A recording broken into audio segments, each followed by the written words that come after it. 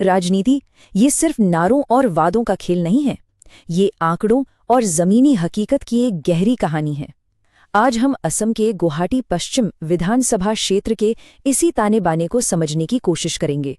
हमारा मकसद यहाँ किसी का पक्ष लेना या किसी को जिताना नहीं है, बल्कि ये देखना है कि मतदाताओं की आवाज़ और नेताओं की रणनीति के बीच जो एक दूरी बन जाती है, उसे कैसे कम किया जा सकता है। तो चलिए इस राजनीतिक ब्लूप्रिंट को परत दर परत खोलते हैं। किसी भी राजनीतिक विश्लेषण की शुरुआत हमेशा जमीन से होती है। ये है गुवाहाटी पश्चिम। देखिए, नक्शे पर तो ये बस एक छोटा सा हिस्सा है, लेकिन असल में ये एक ऐसा शहरी केंद्र है जहां विकास की उम्मीदें और रोजमर्रा की चुनौतियां एक दूसरे से टकराती हैं। ये वो राजनीतिक अखाड़ा है जहां लोगों की आकांक्षाएं और उनके टकराव दोनों एक साथ पनपते हैं। हमारी कहानी यहीं से, इसी जमीन से शुरू होती है। तो आज की हमारी पड़ताल के 5 अहम पड़ाव होंगे।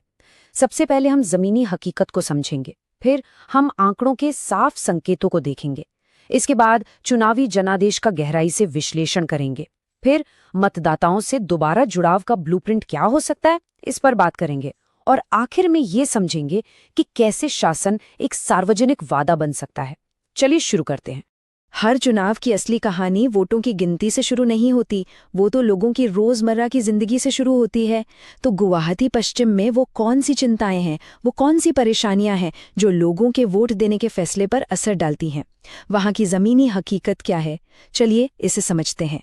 गुवाहाटी पश्चिम ये करीब करीब 3 लाख मतदाताओं का घर है, और इनकी सबसे बड़ी चिंताएं हैं शहरी जीवन की मुश्किलें, खासकर बाढ़ और कमर तोड़ महंगाई। यहाँ की सामाजिक बुनावट देखें तो लगभग 85% हिंदू और करीब 12.5% मुस्लिम आबादी है। एनआरसी और सीएए जैसे राष्ट्रीय मुद्दे जो नागरिकता की पहचान से जुड़े हैं, यहाँ की बातचीत पर काफी हावी रहते हैं। लेकिन इन सारी बड़ी बड़ी बहसों के बीच लोगों की जो सबसे बुनियादी मांग है, वो वही है जो हर जगह होती है: एक अच्छी नौकरी, बच्चों के लिए बेहतर शिक्षा और एक सम्मानजनक जीवन। अच्छा, तो जमीनी हकीकत को महसूस करने के बाद अब जरा आंकड़ों की दुनिया में चलते हैं, क्योंकि संख्याएं, आप जानते हैं, भावनाओं से परे एक बहुत ही साफ तस्वीर दिखाती हैं। तो 2021 और 2024 के चुनावी नतीजे हमें क्या संकेत दे रहे हैं?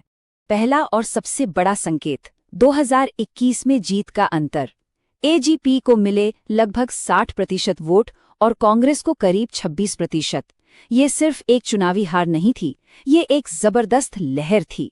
ये जो 34% का भारी अंतर है, ये दिखाता है कि विपक्ष के लिए यहाँ चुनौती कितनी बड़ी है।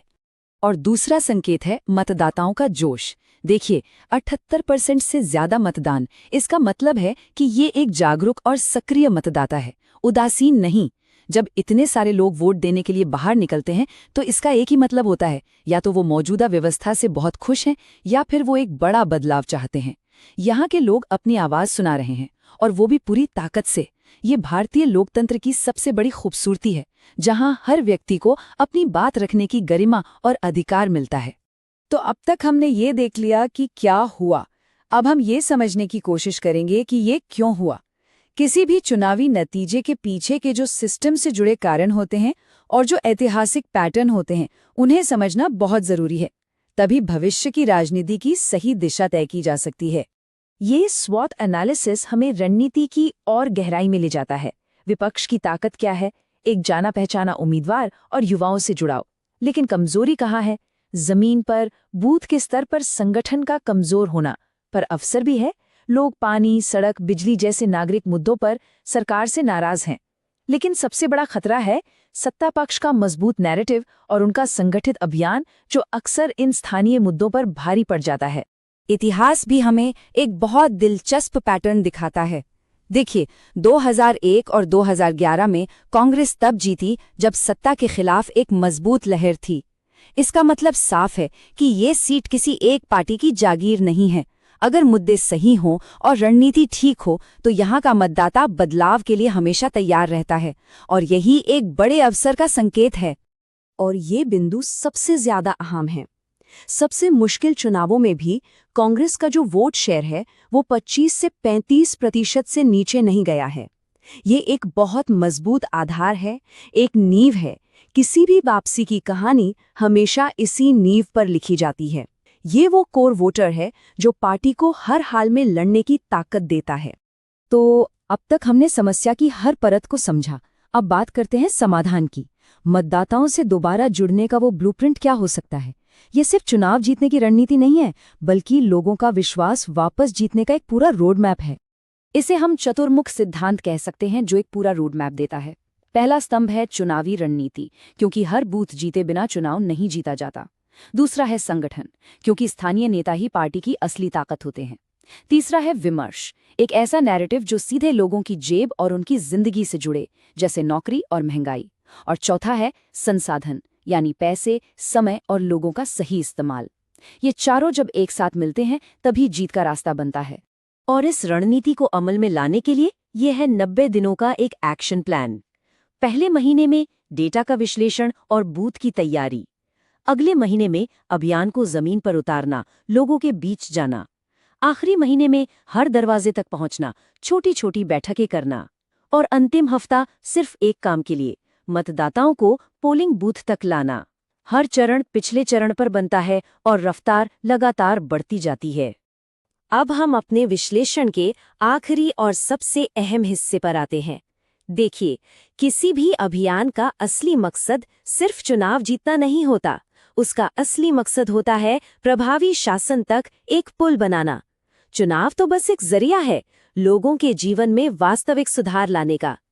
आगे बढ़ने से पहले एक पल के लिए रुकते हैं और खुद से ये सवाल पूछते हैं, लोगों के कंधों पर असल बोझ क्या है?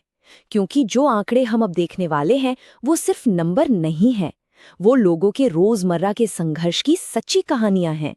ये टेबल हमें सीधे जनता की आवाज सुना रही है। सबसे बड़ी चिंताएं क्या हैं? खराब शहरी ढांचा, बेरोजगारी और कमर तोड़ महंगाई।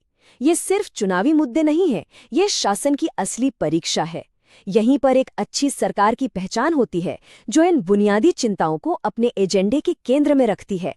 और ये भी ध्यान रखना जरूरी है कि लोगों की शिकायतों को सुनते वक्त उनकी निजी जानकारी की सुरक्षा और सहमति का सम्मान किया जाए, जैसा कि हमारे कानून भी कहते हैं। और यही बात इस पूरे विश्लेषण का सार है कि एक अभियान का विमर्श सरकार का ट्रैक रिकॉर्ड बनना चाहिए। भरोसा हवा में नहीं बनता, ये तब बनता है जब वादे हकीकत में बदलते हैं, जब लोगों को जमीन पर काम दिखता है। और यही एक मजबूत और स्वस्थ लोकतंत्र की सबसे बड़ी निशानी है।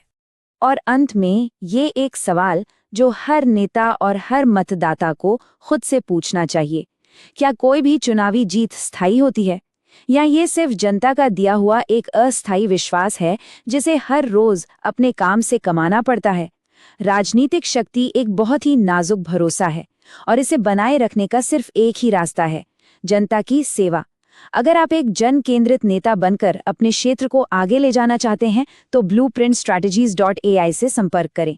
हमारी ईमेल आईडी है mgr@blueprintstrategies.ai या आप हमें 08042041602 पर कॉल कर सकते हैं। हमारा लक्ष्य राजनीति से परे एक बड़ा उद्देश्य।